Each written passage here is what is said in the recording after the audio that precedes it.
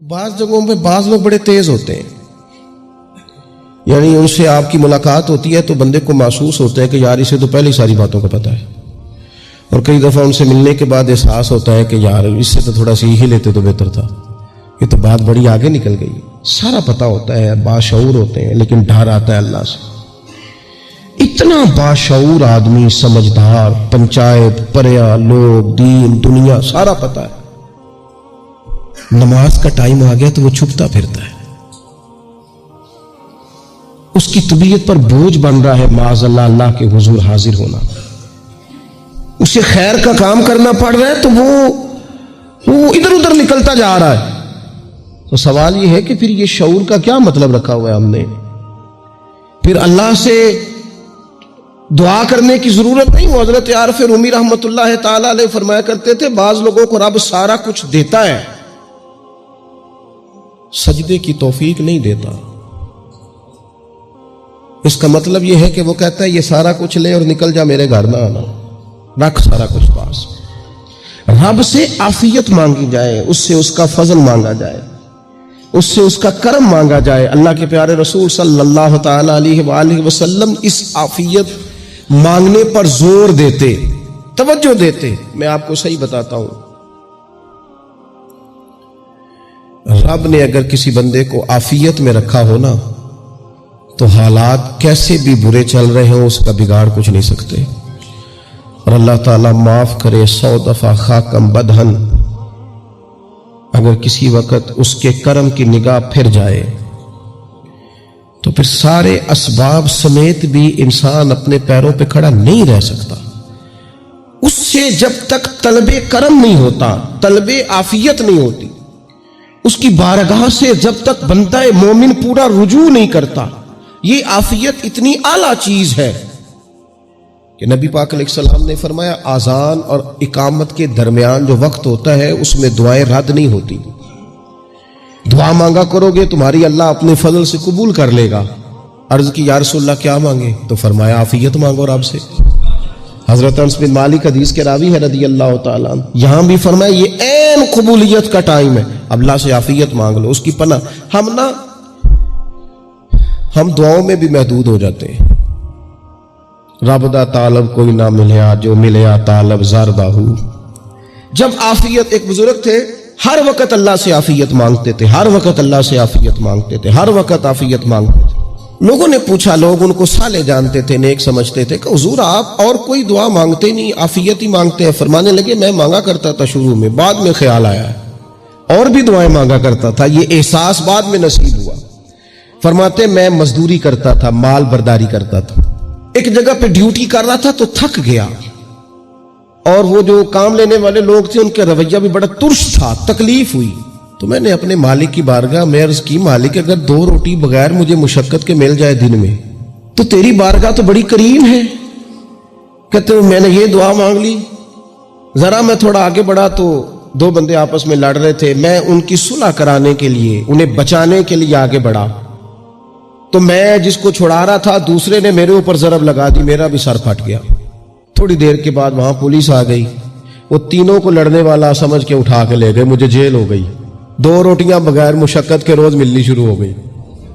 دعا مانگی تھی نا کہ یا اللہ 2 روٹیاں مل جائے نا بغیر مشقت کے، کہتے ہیں وہ 2 روٹیاں روز ملتی، کوئی کام نہیں کرنا پڑتا تھا، پر جیل ہو گئی۔ فرماتے میں بڑا پریشان تھا، روز روٹیاں پابندی سے آتی اور بہترین آتی، کھانا ملتا۔ پھر کچھ عرصے کے بعد میں نے سوچا کہ یار یہ دعا تو قبول ہو گئی نا تیری، اب تو اگر اس پر کوئی الگ بات کرے گا تو وہ تو غلط کرے گا۔ کہتے پھر خود ہی میرے دل میں اللہ نے بات ڈالی اور میں نے عرض کی مالک 2 روٹیاں نہیں، مجھے تو عافیت چاہیے، مجھے تو عافیت دے، میرے اوپر تو کرم فرما، تو نظر رحمت کر، جے ایک قطرہ بخشے مینوں، جے ایک قطرہ بخشے مینوں تے کام بن جاندا ہی میرا، مہربانی کر عافیت عطا کر۔ فرماتے پھر خدا نے کرم کیا، کہاں سے اسباب بنے میرے جیل سے چھوٹنے کے، کون کون میرے ضمانتی بنے اللہ ہی جانتا ہے۔ فرماتے ہیں دروازے بھی کھل گئے، رزق بھی ملتا ہے، صحت بھی میسر ہے، سجدہ بھی کر لیتا ہوں، سویرے تلاوت بھی کرتا ہوں، شام کو مدینے والے کی بارگاہ میں رج کے درود و سلام بھی عرض کرتا ہوں۔ میں ممکن ہوتا ہے تو کسی غریب کی داد رسی بھی کرتا ہوں. اب سمجھ آئی ہے. ربنا آتنا فی الدنیا حسنۃ وفی الآخرۃ حسنۃ وقنا عذاب النار. اب سمجھ آئی ہے رب سے جب بھی مانگنا ہے عافیت ہی مانگنی ہے, اس سے کرم مانگ. ہم نے محدود دعائیں رکھی ہوئی ہیں, محدود. وہ جی فلانا کام میرا ہو جائے تو بھئی وہ ایک ہو گیا, اس کے بعد پھر نئی ٹینشن بن جائے گی. نہیں, میں جی بچوں کی شادی کر لوں جی پھر میں فارغ ہوں. آپ شادی کر کے دیکھیں, آگے پتہ جائے گا کیسے فارغ ہوتے ہیں. آپ یہاں رکتے کیوں ہیں؟ آپ خدا سے عافیت کیوں نہیں طلب کرتے؟ اس کی بارگاہ سے وہ کیوں نہیں مانگتے کہ جو ایک قطرہ ملے تو دنیا اور آخرت کے سارے کام ہو جائے؟ اس سے اس کی رحمت کا سوال کرے, اس سے اس کے کرم کا سوال کرے. اللہ کی بارگاہ میں بھی حاضر ہونا اور جچی تلی اور جناب ناپ تول کر اور محدود چیزوں کا سوال کرنا. مالک سے مانگے, اور وہ جب دیتا ہے تو دیتا بھی بے حساب ہی ہے. وہ جب عطا کرتا ہے تو کرم کے دروازے کھول کے عطا کرتا ہے, ورنہ تو ایک الجھن سے انسان نکلتا ہے دوسری میں الجھ جاتا ہے. ایک گتھی کو سلجھاتا ہے. پھر اقبال رو پڑے تھے, کہنے لگے میں عقل کی گتھیاں سلجھا چکا ہوں, یا رب مجھے صاحب جنوں کر دے. اللہ یہ بڑا میں نے ہیر پھیر دیکھ لیا, مجھے دیوانہ بنا. اب مجھے جنون ہو, اب میں کسی کے لیے رویا کروں, اب میں کسی کی یاد میں تڑپا کروں, اب میں رات کسی کے لیے میری آنکھیں بیدار رہیں. یہ بڑی ہو گئی دنیا داری. عقل کی گتھی حالانکہ نہیں سلجھتی, پر اقبال کہتے ہیں عقل کی گتھیاں سلجھا چکا ہوں, یا رب مجھے صاحب جنوں کر دے. اور پھر کہنے لگے بجھی عشق کی آگ اندھیر ہے. اب یہ مسلمان نہیں, یہ خاک کا ڈھیر ہے, تو مٹی بن کے رہ گیا. کیا کہاں اپنی ساری توجہات کا قبلہ کس چیز کو میرے عزیزو؟ اللہ سے عافیت. نبی پاک علیہ الصلوۃ والسلام نے ایک شخص سے پوچھا کیا دعا مانگ رہے ہو؟ تو اس نے کہا یا رسول اللہ میں اللہ کی بارگاہ میں صبر کا سوال کر رہا ہوں. تو حضور فرمانے لگے صبر تو مصیبت پر ہوتا ہے. یا رسول اللہ پھر کیا مانگوں؟ آپ ان جملوں اور لفظوں کی گہرائی کو سمجھیں. صبر کے لیے تو پہلے مصیبت آئے گی, پھر صبر آئے گا. تو یا رسول اللہ کیا مانگوں؟ فرمایا تو رب سے عافیت مانگ. مانا کیا ہے؟ مصیبت آئے کیوں؟ اللہ تجھے اپنی حفاظت کے حصار میں لے لے. وہ وقت ہی کیوں آئے کہ جب تیری طبیعت الجھ جائے, جب تو پریشان ہو جائے, جب تو تو اللہ سے عافیت مانگنا. جب تو عافیت مانگے گا تو اگر کبھی مشکل آئے گی بھی نا, تو خدا پھر اپنے فضل سے مشکل سے نکلنے میں رستہ بھی بڑی جلدی عطا فرمائے گا اور تیرے اوپر فضل فرمائے گا. اگر عافیت, ہارون رشید نا اپنے محل کی چھت پہ ٹہل رہا تھا سب سے اوپر والے چوارے پر, نیچے سے حضرت بہلول دانا گزر رہے تھے, اوپر اس کے ساتھ سپاہی بھی تھے, گن مین بھی تھے. اس نے کہا یہ بابا تو ذرا اوپر اٹھاؤ. انہوں نے ایک ڈولی, ایک ٹوکری سمجھ لیں, اس کو رسیاں باندھ کے نیچے پھینکا.